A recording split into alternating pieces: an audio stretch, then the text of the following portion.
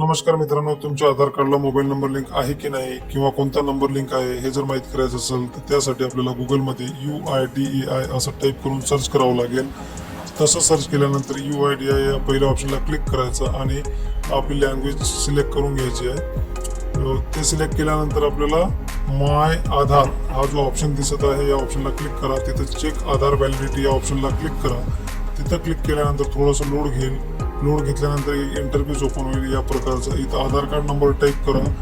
आधार card number पूर्ण type करून झाल्यानंतर खाली आपल्याला कॅप्चा विचारतो। Captcha as it is type करायचा। चुकीचा कॅप्चा टाईप केल्यानंतर तो प्रोसीड होणार नाही। त्यासाठी कॅप्चा बरोबर टाईप केल्यानंतर प्रोसीडला क्लिक करायचं आहे। प्रोसीडला क्लिक केल्यानंतर आपल्याला एक इंटरफेस ओपन होईल जेणेकरून आपल्याला माहीत पडेल की आपल्या आधारला कोणता मोबाईल नंबर लिंक आहे। बघा, आधार कॅप्चा टाईप केल्यानंतर प्रोसीडला क्लिक केलं, खाली ऑप्शन दिसते आणि शेवटचे 4 अंक आपल्याला दिसेल मोबाईलला।